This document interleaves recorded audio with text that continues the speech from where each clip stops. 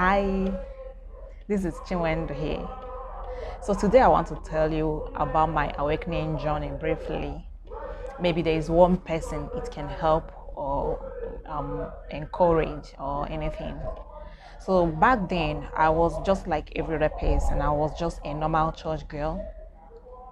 I have always been wanting to have an experience of God, to know God tangibly.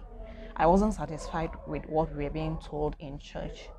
I even told one pastor, and he told me, no, that knowing God to that point I wanted is not meant for people. Like it's no longer available now. That some that our bigger pastors have paid the price for us, that our own is just to receive and go. I was not satisfied with that kind of answer. I had that quest in my spirit, that thirst and hunger in my spirit to know God tangibly.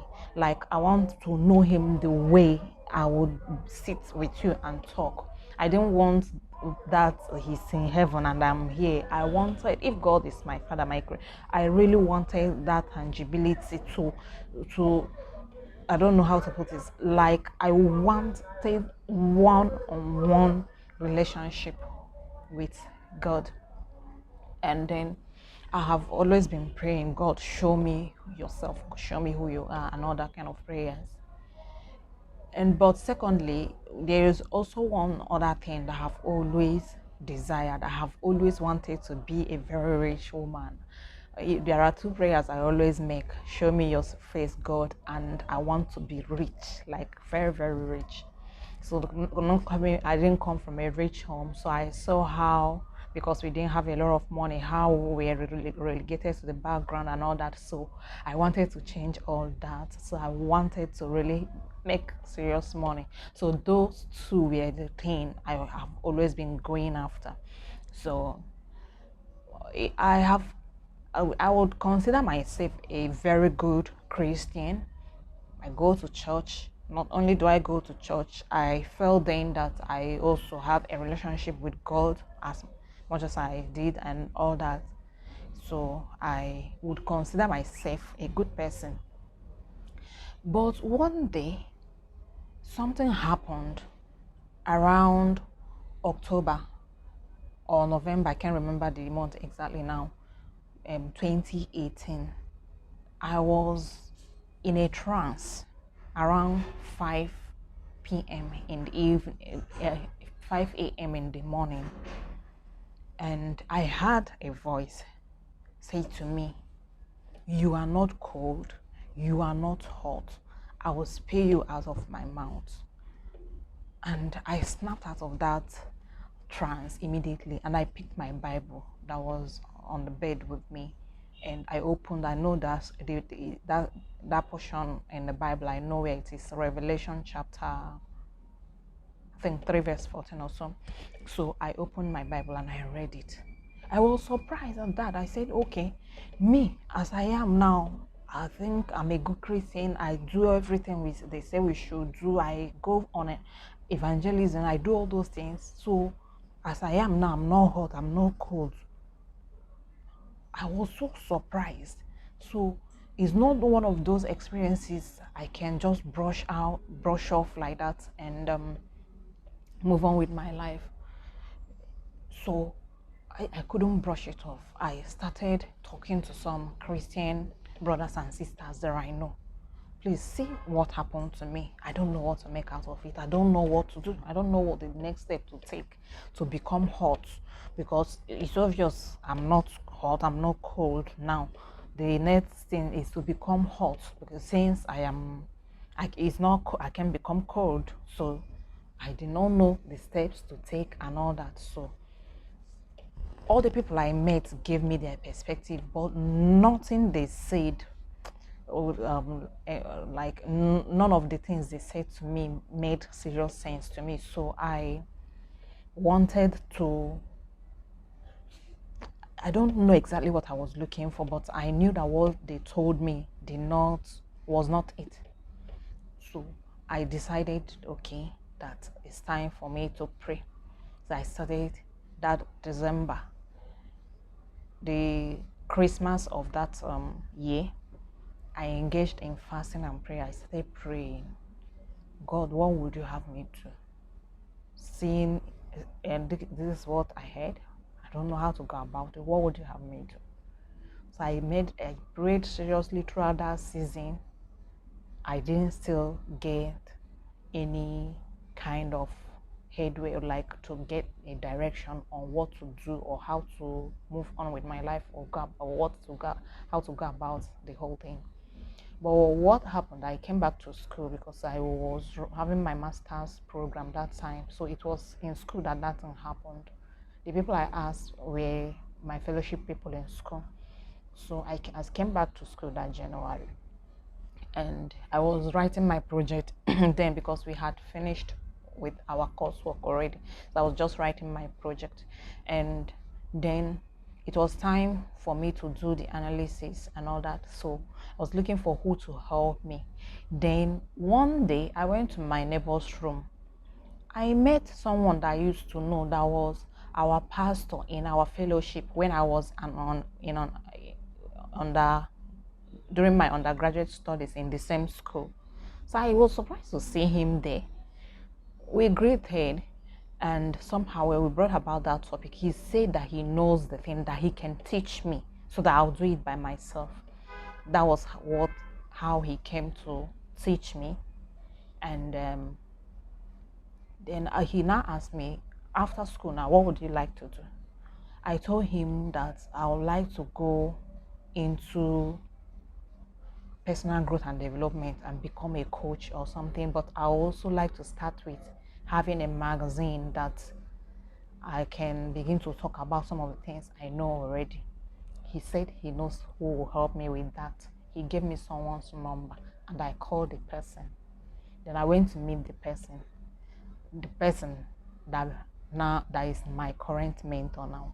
So I went to meet him. So we started talking. Look at what I want. Look at what I want. He was asking me several questions. Then he now told me that I think after several meetings with him, he wrote me a mail and said that he feels that it's time for me to awaken to my true nature. I think it is that is calling me. I didn't know what it means to awaken to one's true nature. I said, okay. A mentorship class was scheduled, not only me, with other people, and I started attending. And that was how I started on the journey that brought me to where I am now. So what happened was that before then, I have always known within me that I have this seed of greatness. I always feel within me.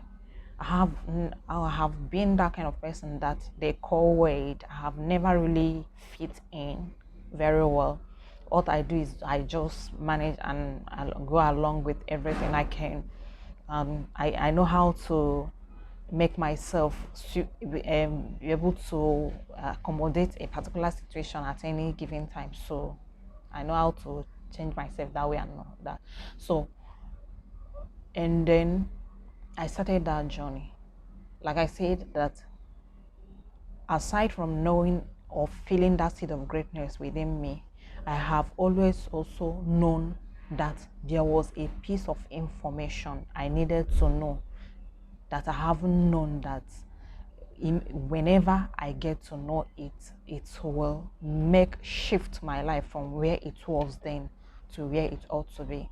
So back then, I was living my life just like every other person, not knowing that there is this beautiful life on this other side that exists.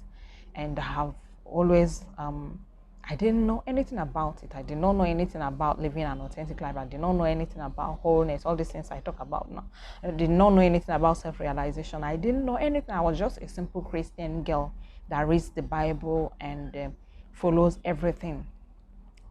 So as I started that mentorship program, so he started opening our eyes to my personality type, all those kind of things, and he gives us books to read every week, 2 books to read every week, and summarize and all that. But because I was very hungry and really desperate to move to the next level and to find out why or what that trance meant and all that. So I would go beyond the 2 books and read sometimes close to 4 or 5 books in a week, or even sometimes 6 books depending on the size. I was really putting in the work that period, and my life started changing. I saw from one of the books something that changed my life, and that statement that changed my life is, as within, so without. Immediately I saw it, something in me jumped. I instantly recognized it as that piece of information I've been looking for. So what happened was that I saw immediately how I have been the one that kept myself where I was. I saw completely how my thought patterns and everything kept me where I was. I saw them clearly. I saw how I have been my own enemy. I have been betraying myself, self-sabotaging myself. I didn't feel I had value then. I felt that I was going to be valuable when I make a lot of money. I saw all those things and I started changing them. So when I went to work to start changing my thought patterns and all those things, that was when I also, a lot of things happened though. I also got to, within, as I started changing my life, changing my thought patterns, well, you remember I said we read books and all those things, and I have been this kind of person that reads all the time. So even now I still read a lot of books and all that. So as I started on that journey of changing my inside, my outside started falling in place. Back then I would make money. The money never stays mine. I was always struggling financially, no matter the amount of money I make. But now it's no longer that way. No matter the amount of money I make now, I no longer struggle. So what changed? My limiting beliefs then. The way I had serious limiting beliefs around money. I never knew that what goes on within me has an effect on what happens outside. So it was not an easy thing. I'm still working on it, even up till now. Even now, as I'm taking this journey into this direction of transformative education, I still have all those imposter syndrome kind of thing. How will people receive me? All those kind of things. So I still have do the whole work of inner cleaning and all that in order to keep moving forward. So, but as I kept on doing that work, I started coming into different inner states that have never been before. That's the most amazing part. I started coming into different states I've never been before. Even some states I will come into that I will maybe dream where someone is teaching me how to use that state. For instance, I dreamt where someone was teaching me what how to be an alchemist, how to manipulate energy, or how to use energy to your advantage. In the dream, a child was teaching me. So when I woke up, I now read about it and I understood immediately how to do it and all that. So I started entering into those different stages. For instance, normally I was this kind of person that reflects a lot before I even started. But because I do it already a lot, I started even reflecting more, so much more inside, focusing on inside, observing my thoughts, my emotions, and my feelings, and all that. So I realized that I started becoming more joyful, even blissful, and all that. I realized that I gained confidence and boldness that I've never had before. I realized that there is this bright light shining inside of me around my solar plexus. So I think that was when my solar plexus chakra became healed.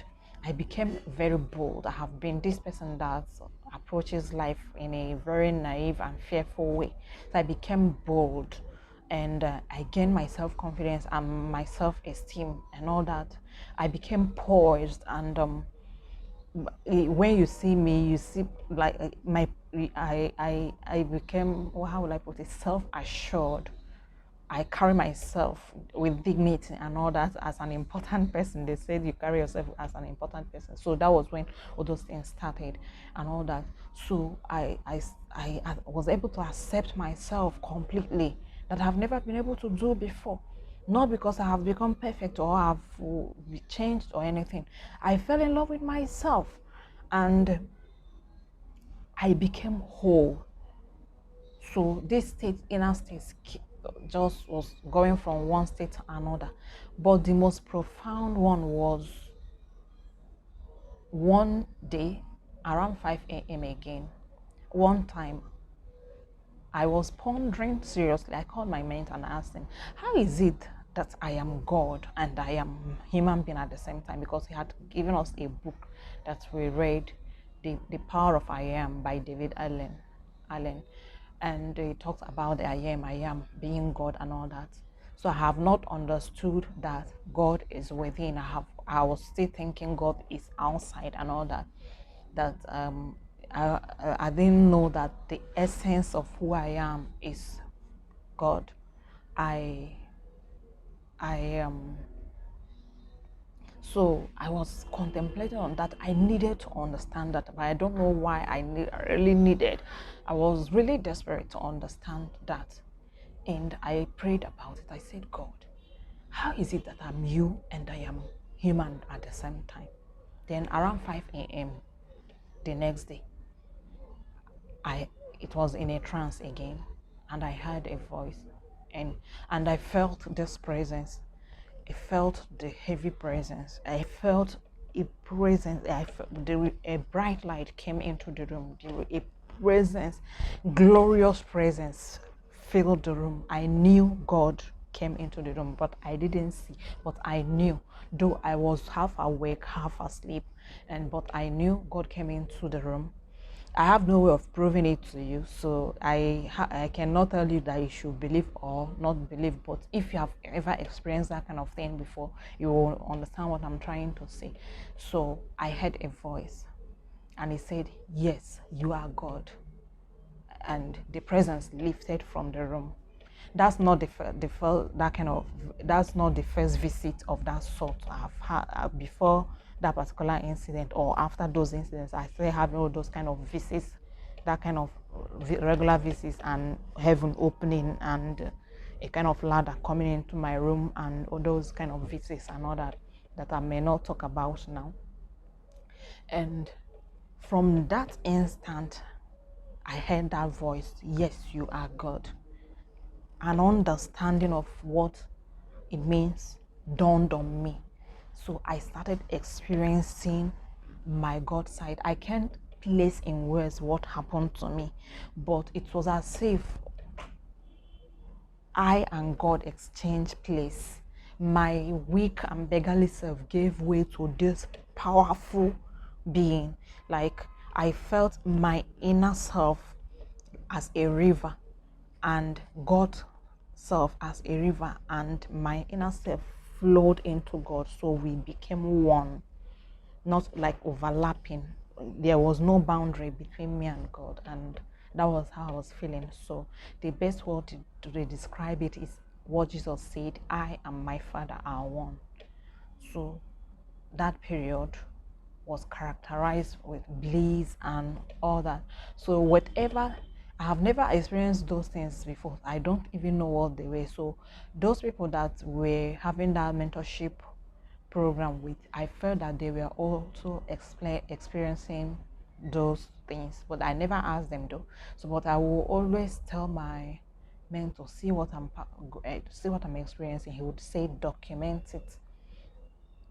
So, and I didn't know that those stages or those things can pass. Like, if you experience this at this particular time, then you can have another experience another time. I felt that it's there to stay. I still feel my oneness with God, but not to that degree anymore. So at that point, I felt like I can just tell Mountain Everest move and it will move. Like that's the power of the how powerful I became. Then I would come out. I don't know how to describe it. Okay, one of the days I went to church and I was crossing the road. I just started crossing without even looking. The cars themselves have to stop, like it was like God was passing. I don't know how to describe it, but I understood when Jesus said, I and my Father are one. I understood when Paul said, in him we live, move, and have our being. So that was a period that I came to know truly that who we are at the core of our being is God and is always one with God. And it was from that point that I came to know the message of authenticity, because I have never known what it means to live an authentic. Though I always talk about be yourself, be yourself. I have always been a fan of live your life, be yourself, and all that. So that was how the message of authenticity opened to me, living from who you truly are, living from your God side, awakening to that part of you. And since then, my life now has no resemblance with what it used to be before. If I look at my life now and look at how it used to be, there is no resemblance at all. The whole being miserable, being sad, I was telling one of my friends that in 3 years now I've never been down. Not like I don't have challenges, not like I don't have things or anything, but I have never been down. I can remember when I was much younger, when I was a teenager, I used to be very moody, very, very moody. Like it can last for weeks, or it can last for days and all that. And as I'm snapping out of that one, I'm entering another one. I saw how people started avoiding me, and all those things are now changed. Now I get, what am I getting moody for? And I'm always amazed at what it has become for me at this life, and I describe it as heaven on earth kind of life. So this is why I do the work I do. I now want to help people. If we have this life available for us, why stick to the whole being miserable and all that? If we can have the tangibility of knowing our oneness with God as I have always been seeking, then why stay on the other side? I have come to understand that it's not everybody that will experience the whole mystical whatever I have been able to experience with God and all that, but I know that it's possible for everyone to awaken to their true nature, because I have already started teaching people and they are getting to know who they are. So if it is available for us, my favorite quote is, if you are more, why underutilize yourself? Ye are gods. When that helped me, that experience also helped me understand when Jesus said ye are gods. Of course, it was that statement that led me into the whole experience, because I was trying to understand what that statement meant. I am this kind of person that I don't have a middle ground. It's either here or here. I like to know something, understand how it works, so that when I'm believing it, I am going wholeheartedly. That was why I wanted to know what it means, ye are gods. Don't just tell me ye are gods. How am I God? How? I want to know. So in church we'll go, they tell us ye are gods, ye are gods. I've been hearing it since, but I wanted to know, how is it that I am God? I'm still experiencing myself as man, but now I have known it beyond reasonable doubt. So knowing it beyond reasonable doubt that you, who you are, the core of your being, is one with God. That is what self-realization is. And this is why I talk about authenticity, self-realization, and how you can come to this life. So people do think that, like, they have a way of thinking that living a spiritual life will make you poor and all that. It's not true. This help now reminds me of what Jesus said, that seek ye first the kingdom of God, and all these things shall be added unto you. And Jesus still said in some other place that the kingdom of God within you. So I have come to know that when you have come to this place I'm talking about of awakening to your true nature, knowing you that your core, your essence of the essence of who you are is God, then forget it. All things shall be added unto you indeed, because for you to get to this place, you will begin to know all the ways by which you can uh, be and have your needs met. So I was telling someone today that I am broke, I don't have this, I don't have that. Do you have energy? Yes. Then you have all those things. Forget it. It is a matter of knowing how to use your energy and all that. So that is how that was how I came to the place where I am. That's my awakening story in brief. I didn't put everything, I didn't include everything. You may want to get my book, Guide to Authentic Living. It is on Amazon to see some other stories I didn't include here. So today I just felt like sharing my awakening story. So I don't know if there is maybe one person that it will encourage in one way or the other to awaken to their true nature. I think times have changed that it will increasingly become difficult to live from your mind and body alone without the spirit dimension, because it seems to me we are in the days that the Bible says that in the last days I will pour my spirit upon all flesh. So I think that is the days we are. So we are in the days of living from the spirit dimension of us. So it is time to awaken to your spirit dimension that they call the mother mind. Awaken to your mother mind, my brothers and sisters. So that will be all for today. I'll see you next time, and God bless you all. Bye. Please, if you like this video, if you like this story, try and subscribe to my YouTube channel, and like the video, and also share it with someone. Thank you so much. I'll see you next time. Bye.